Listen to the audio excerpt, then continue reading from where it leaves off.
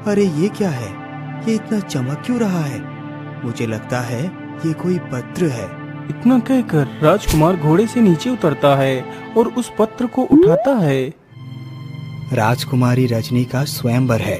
महाराज ने सभी राज्य के राजा तथा राजकुमारों को आमंत्रित किया है। यदि कोई भी राजा या राजकुमार राजा की शर्त को पूरा कर देगा तो राजा अपनी पुत्री का विवाह उसी के साथ कर देंगे। आखिर ऐसा क्या शर्त हो सकती है महाराज की? चलो मैं भी चलकर देखता हूँ।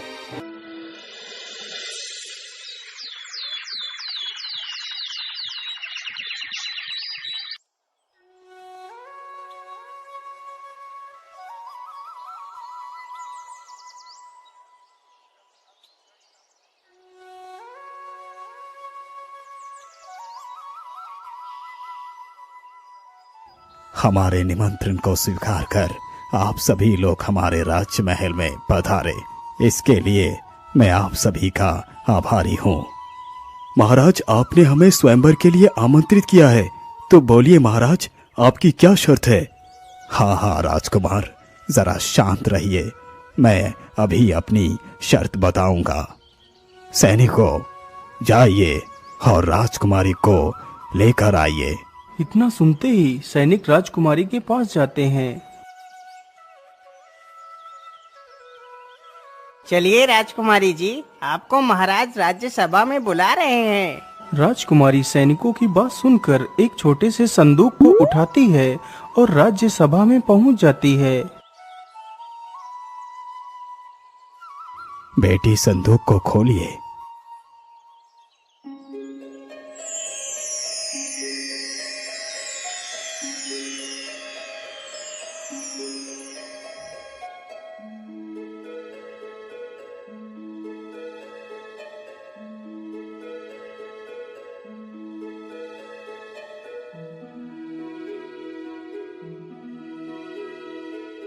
अरे ये क्या है? मुझे तो लगता है कि ये कोई कीमती हीरा है।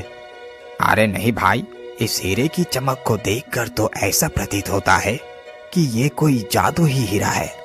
राज्य सभागण, सभी लोगों ने इस हीरे को तो देख ही लिए होंगे। इसी से जुड़ा है मेरी पुत्री का स्वयंवर। लेकिन महाराज, इस हीरे का आपकी बेटी के स्वयंवर से क्या संबंध है? इस हीरे का संबंध यही है और यही मेरी शर्त भी है। यदि कोई राजा या राजकुमार इस हीरे का जोड़ा लाकर मुझे देगा, वही मेरी पुत्री का पति बनने का काबिल होगा। लेकिन महाराज, ऐसा हीरा पृथ्वी पर मिलना तो असंभव है। और महाराज, मुझे ये भी लगता है कि ये हीरा कोई साधारण हीरा नहीं है। हाँ, ये तो मैं भी जानता हूँ कि ये कोई साधारण हीरा नहीं है, लेकिन मेरी शर्त यही है। यदि महाराज आपकी शर्त यही है तो इस शर्त को कोई पूरा नहीं कर सकता। इसीलिए मैं अपने आप को इस स्वयंवर से बाहर करता हूँ। हाँ महाराज, आपकी शर्त को मैं भी पूरा नहीं कर सकता, इसीलिए मैं भी इस स्वयंवर से बाहर ही जाता हूँ। इसी प्रकार धीरे धीरे राज्यसभा में उपस्थित राजा व राजकुमार सभी लोग राज्यसभा छोड़कर चले जाते हैं, सिवाय एक राजकुमार के। महाराज, मुझे आपकी ये शर्त मंजूर है। मैं ढूंढ कर लाऊंगा उस रहस्यमयी हीरे को। इसके लिए चाहे मेरी जान ही क्यों ना चली जाए। महाराज, आप मुझे जाने की आज्ञा दीजिए। मैं आज ही उस हीरे को ढूंढने के लिए जाता हूँ। हाँ पुत्र, तुम जाओ, तुम जरूर इस मकसद में कामयाब होगे। राजा की आज्ञा मिलते ही राजकुमार सिद्धार्थ हीरे की खोज में निकल पड़ता है। राजकुमार सिद्धार्थ बहुत ही वीर और बुद्धिमान था। मैं उस हीरे को तो ढूंढने के लिए निकल पड़ा हूँ, लेकिन हीरे का तो कोई पता ही नहीं। आखिर मैं उस हीरे को कहाँ ढूंढूंगा? मैं ऐसा करता हूँ, किसी ऋषि या मुनि के पास चलकर पूछता हूँ। वो इस हीरे का पता जरूर बता सकते हैं।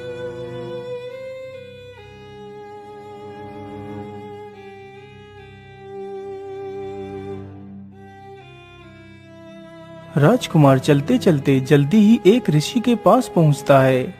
बाबा, आंखें खोलिए बाबा, मेरी सहायता कीजिए बाबा। अरे कौन हो तुम, और तुम इतना परेशान क्यों लग रहे हो? क्या बात है? बाबा, मैं बड़ी ही दुविधा में हूँ। फिर राजकुमार अपनी सारी कहानी उस साधु को बताता है। पुत्र, वो हीरा कोई साधारण हीरा नहीं है, वो एक जादुई हीरा है। उस हीरे को पाना इतना आसान नहीं है।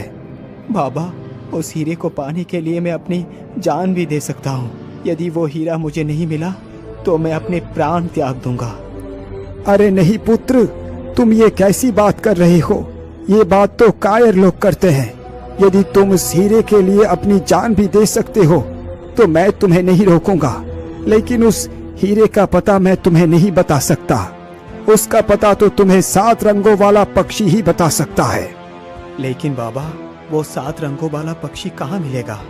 पुत्र, वो 7 रंगों वाला पक्षी का जोड़ा तुम्हें कुंभी नदी के किनारे एक पेड़ पर मिलेगा। वो पेड़ ही उन दोनों का बसेरा है। लेकिन बाबा, ये कुंभी नदी कहाँ पर है? बेटा, तुम यहाँ से सीधे चले जाओ। तुम्हारे सामने एक पहाड़ी आएगी। पहाड़ी के उस तरफ ही वो कुंभी नदी है। बाबा, आपका बहुत बहुत धन्यवाद। अच्छा बाबा, मैं चलता हूँ। इतना कहकर राजकुमार वहां से निकल पड़ता है।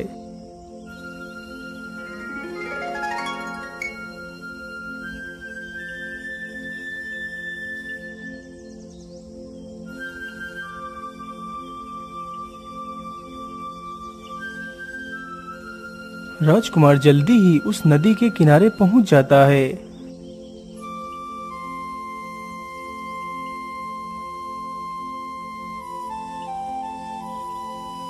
मुझे लगता है यही वो नदी है जिसकी बात साधु बाबा कर रहे थे। चलो जल्दी से पेड़ के पास चलता हूँ। इतना सोचकर राजकुमार जल्दी ही पेड़ के नीचे पहुंच जाता है।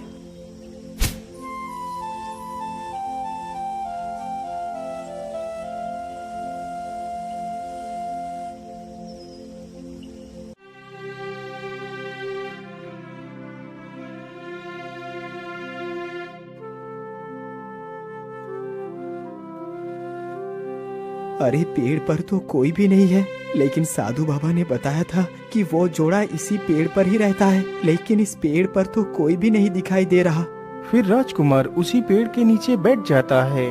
तभी कुछ ही देर में वह सतरंगा जोड़ा पेड़ पर आ जाता है, लेकिन राजकुमार नहीं जान पाता कि वह चिड़िया का जोड़ा पेड़ पर आ चुका है। वह उदास मन होकर पेड़ के नीचे ही बैठा रहता है। अजी सुनिए ना, अब तो यह जंगल मुझे बिल्कुल भी अच्छा नहीं लगता। मेरी प्रिय, यदि तुम्हें ये अच्छा नहीं लगता है तो हम कल ही इस स्थान को छोड़कर कहीं दूसरे स्थान पर चले जाएंगे। उन दोनों की यह सारी बातें राजकुमार के कान में पड़ती हैं, लेकिन राजकुमार चुपचाप उन दोनों की बातें सुनता रहता है। स्वामी, अपने पेड़ के नीचे ये व्यक्ति कौन बैठा है? मुझे तो लगता है ये बड़ा ही दुखी है। हाँ प्रिय, दुखी तो है। इसके दुख का कारण वो जादुई हीरा है। क्या जादुई हीरा? लेकिन आप किस हीरे की बात कर रहे हैं? सुंदरी, ये व्यक्ति मंगलपुर राज्य का राजकुमार सिद्धार्थ है। इसे धारा नगरी की राजकुमारी रजनी से प्रेम हो गया है, परंतु रजनी के पिता की यही शर्त है, जो भी राजा या राजकुमार वो जादुई हीरा लाकर राजा को देगा तो राजा उसी के साथ अपनी पुत्री का विवाह करेगा। लेकिन स्वामी, वह जादुई हीरा मिलेगा कहाँ? मेरी प्रिय, वो हीरा पृथ्वी लोक पर नहीं है, वो हीरा परी लोक में है। परंतु इतना कीमती और जादुई हीरा आया कहाँ से? बहुत समय पहले की बात है। कन्नड़ नदी के किनारे एक बड़ा सा बरगद का पेड़ था। उसी पेड़ पर एक पक्षी रहता था। वो पक्षी परी लोक से आया था। वो 20 साल बाद एक जादुई अंडा देता था, परंतु उसका अंडा एक हीरे के समान चमकदार और जादुई होता था। लेकिन जब भी वो पक्षी अंडा देता था तो परियां उसके अंडे को उठाकर ले जाते थे। लेकिन एक बार उस पक्षी ने 2 अंडे दिए थे।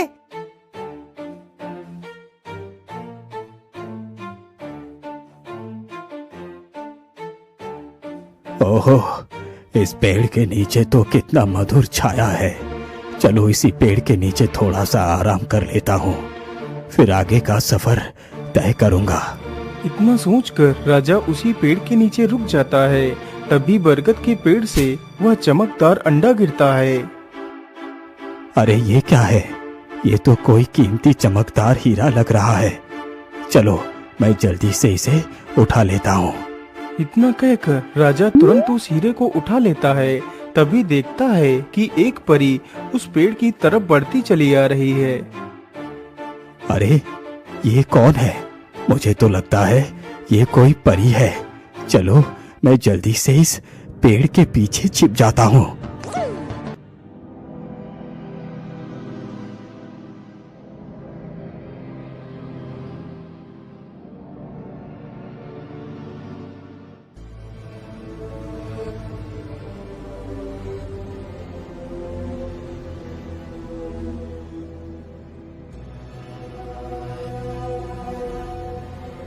प्रिय, तभी से वो जादुई चमकदार अंडा तारा नदी के राजा के पास ही है और दूसरा अंडा परी लोक के राजा के पास है। लेकिन स्वामी, क्या उस अंडे को पृथ्वी लोक पर नहीं लाया जा सकता? उस अंडे को पृथ्वी लोक पर लाना इतना आसान नहीं है, क्योंकि आज तक कोई भी इंसान परी लोक तक नहीं पहुंच पाया। जो भी गया वो रास्ते में ही मार दिया गया। इसका मतलब ये राजकुमार कभी भी उस अंडे को पृथ्वी लोक पर नहीं ला सकता।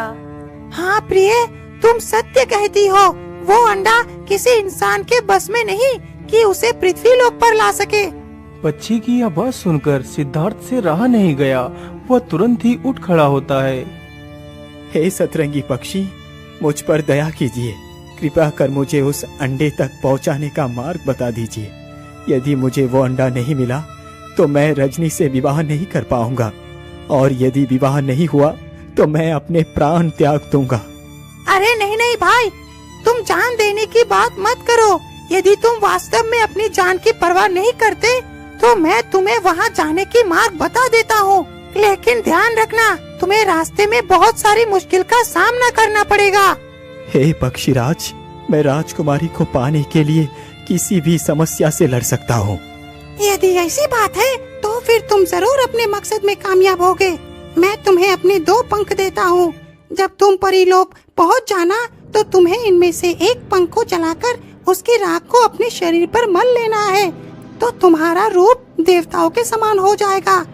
और जब तुम वहाँ से वापस आ जाना तो दूसरा पंख जलाकर उसकी राख अपने शरीर पर मल लेना, तो तुम फिर से अपने वास्तविक रूप में आ जाओगे।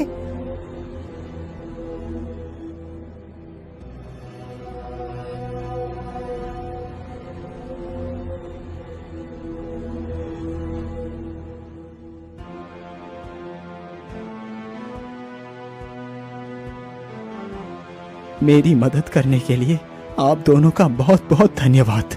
इतना सुनकर वह दोनों पक्षी वहां से उड़ जाते हैं। फिर राजकुमार भी अपने घोड़े पर सवार होता है और वहां से निकल पड़ता है।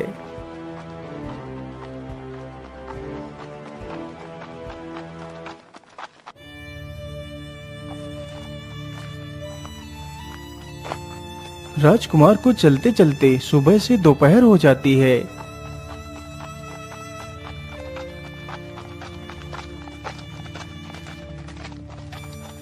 हे भगवान, मैं तो चलते चलते कितना थक गया हूँ। आसपास तो कहीं पानी भी नहीं है।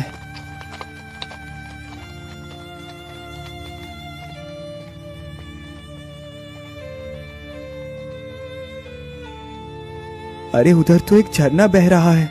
चलो जल्दी से इसी झरने में थोड़ा सा पानी पी ले।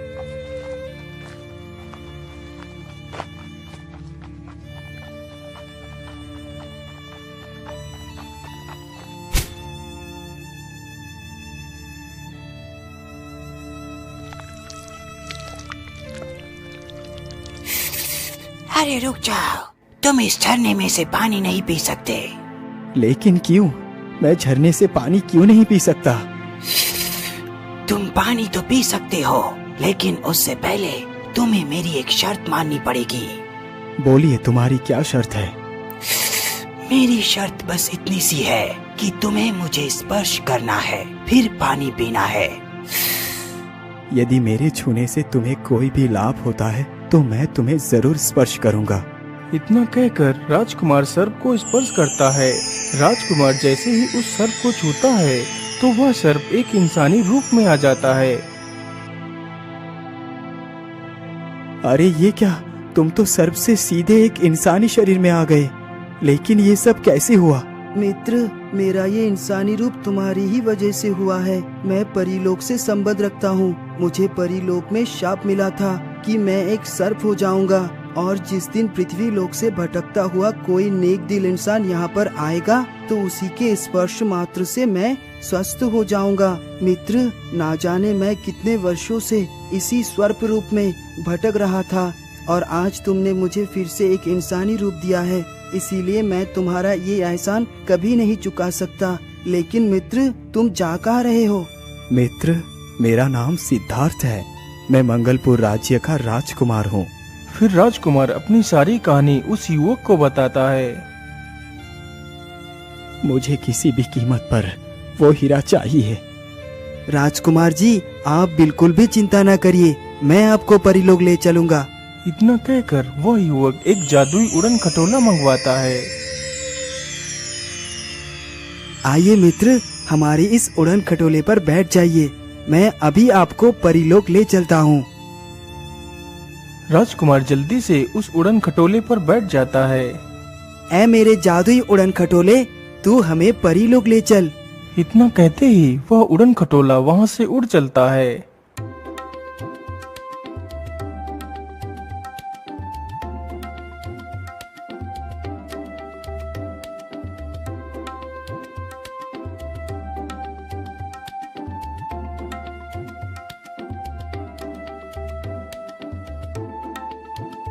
उन्हें चलते चलते काफी समय गुजर जाता है। वह दोनों एक बहुत ही सुंदर बगीचे के ऊपर से गुजरते हैं। उसी बगीचे में एक सुंदर सी नदी बह रही थी। मित्र, मुझे तो बहुत जोर की प्यास लगी है, चलो इसी नदी पर थोड़ा सा पानी पी लेते हैं।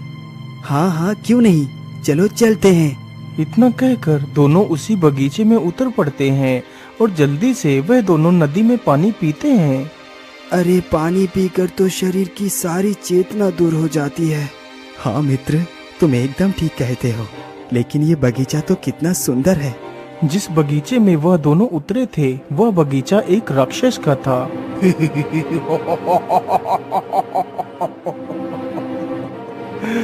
कौन हो तुम दोनों, और तुम दोनों हमारे बगीचे में क्या कर रहे हो? अरे भाई, मैं परीलोक में रहता हूँ और ये मेरा मित्र है। हम दोनों आपके बगीचे में पानी पीने के लिए उतरे थे। अच्छा अच्छा, ठीक है, तुम तो परीलोक के हो, लेकिन तुम्हारा यह मित्र तो पृथ्वी लोक का वासी है, इसलिए मैं तुम्हारे मित्र को इससे आगे नहीं जाने दे सकता। सिर्फ तुम ही यहाँ से जा सकते हो। इतना कहकर राक्षस राजकुमार को बंदी बना लेता है और ले जाकर राजकुमार को कारागार में डाल देता है।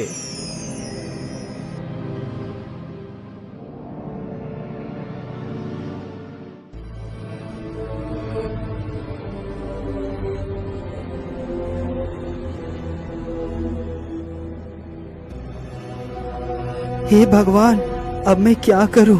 अपने मित्र को कैसे बचाऊं? उसने तो मेरी इतनी मदद की और मैं उसकी कोई भी मदद नहीं कर पाया। मुझे कुछ ना कुछ करके अपने मित्र को बचाना ही होगा। जैसे ही आधी रात गुजरती है तो राजकुमार का मित्र अपना रूप बदलकर एक चींटी का रूप बना लेता है और जल्दी ही राजकुमार के पास पहुंच जाता है।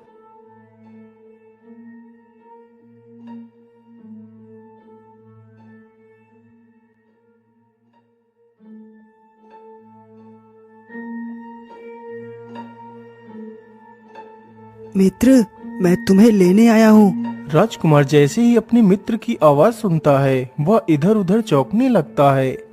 अरे मित्र, नीचे देखो, नीचे मैं एक चींटी के वेश में हूँ।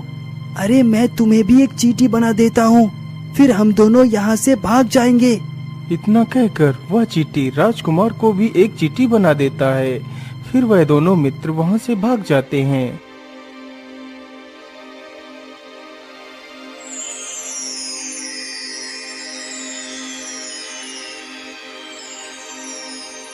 लेकिन मित्र, अब हम लोग आगे का सफर कैसे तय करेंगे? हमारा उड़न खटोला तो उस राक्षस के पास है।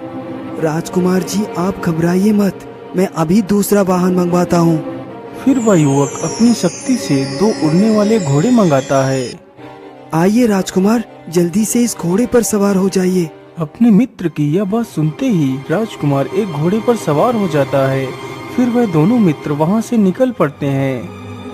वह दोनों रात भर सफर करते हैं और सुबह होते ही वह दोनों परीलोक पहुंच जाते हैं।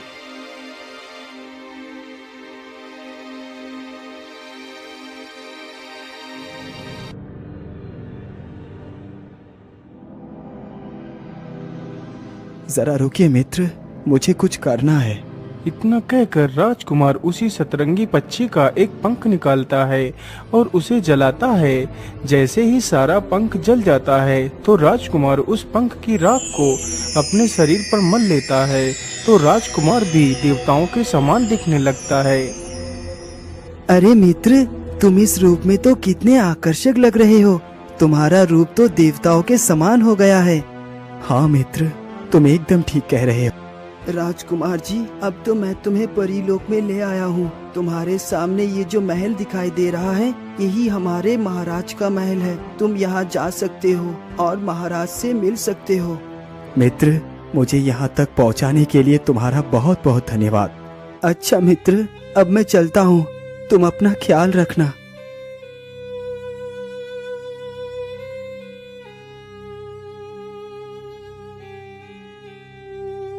फिर राजकुमार जल्दी से उस महल की तरफ चल देता है।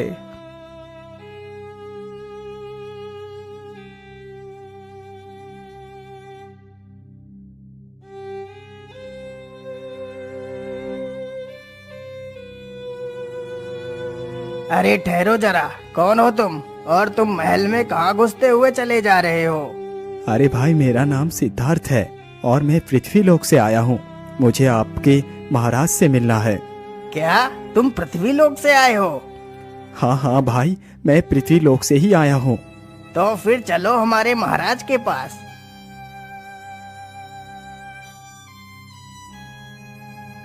महाराज, यह युवक पृथ्वी लोक से आया है और आपसे मिलना चाहता है। बोलो युवक, तुम कौन हो और यहाँ क्यों आए हो? क्योंकि पृथ्वी लोक से यहाँ तक आना संभव नहीं है, लेकिन तुमने असंभव को संभव कर दिखाया है। इसका मतलब तुम यहाँ पर किसी खास प्रयोजन से आए हो। हाँ महाराज, मैं यहाँ पर आपसे अपने प्रेम की भीख मांगने आया हूँ। क्या प्रेम की भीख? लेकिन कैसा प्रेम? तुम कहना क्या चाहते हो?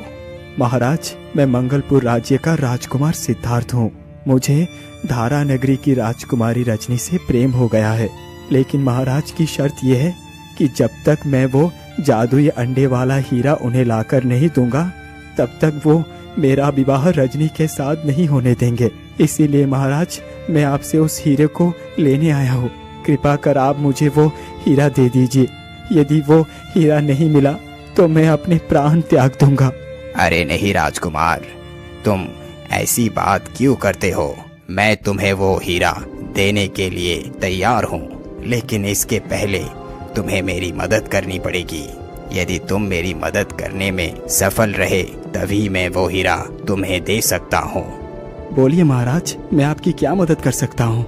राजकुमार जी, मेरी छोटी रानी शाप के कारण एक पत्थर में तब्दील हो गई है। उन्हें शाप मुक्त सिर्फ कोई पृथ्वी लोक का इंसान ही कर सकता है, जिसने अपनी संपूर्ण जीवन में कभी कोई पाप न किया हो। क्षमा कीजिए महाराज, लेकिन मैं ये सुनिश्चित नहीं कर सकता कि मैंने अपने संपूर्ण जीवन में कोई पाप न किया हो, लेकिन मैं कोशिश कर सकता हूँ। यदि ईश्वर ने चाहा तो महारानी जी अवश्य ठीक हो जाएंगी। बोलिए महाराज, मुझे क्या करना है? राजकुमार, आपको उस जादुई हीरे को अपने हाथ में पकड़कर महारानी के सिर पर स्पर्श करना है। यदि तुमने अपने जीवन में कभी कोई पाप नहीं किया होगा तो महारानी फिर से जीवित हो जाएंगी। ठीक है महाराज, मैं तैयार हूँ, लेकिन मुझे वो जादुई हीरा दीजिए। महक परी, उस जादुई हीरे को प्रकट करो। राजा की आज्ञा होते ही महक परी जादुई हीरे को प्रकट कर देती है।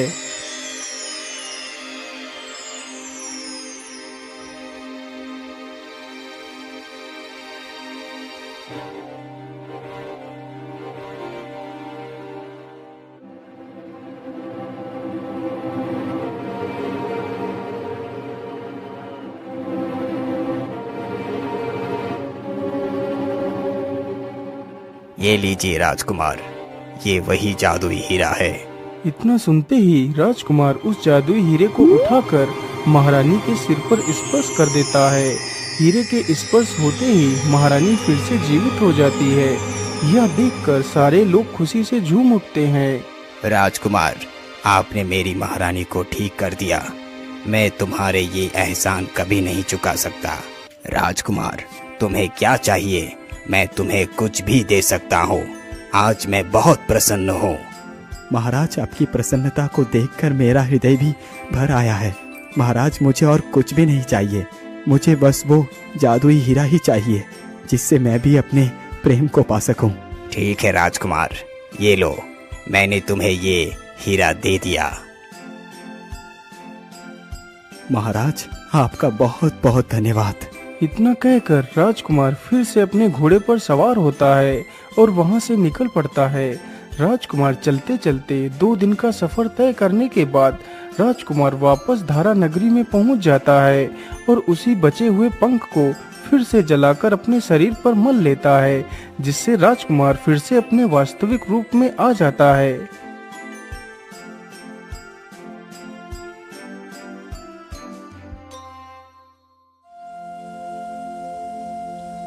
आइए आइए राजकुमार, आपका स्वागत है हमारे महल में। बोलिए राजकुमार, क्या आप उस जादुई हीरे को ले आए हैं? हाँ महाराज, आप विवाह की तैयारी करें, मैं उस जादुई हीरे को ले आया हूँ। तो फिर दिखाइए राजकुमार, वो जादुई हीरा कहाँ है? महाराज, वो जादुई हीरा ये है। राजकुमार के हाथ में वह जादुई हीरा देखकर राजा की खुशी का कोई ठिकाना ही नहीं रहता। वाह राजकुमार वाह, तुम तो कितने वीर और बुद्धिमान निकले। ये हीरा परीलोक से लाना सबकी बस की बात नहीं थी। राजकुमार, तुम ही मेरी पुत्री के लायक हो, इसीलिए मैं तुम्हारे साथ ही अपनी पुत्री का विवाह करता हूँ। इस प्रकार राजा ने अपनी पुत्री का विवाह राजकुमार सिद्धार्थ के साथ कर दिया।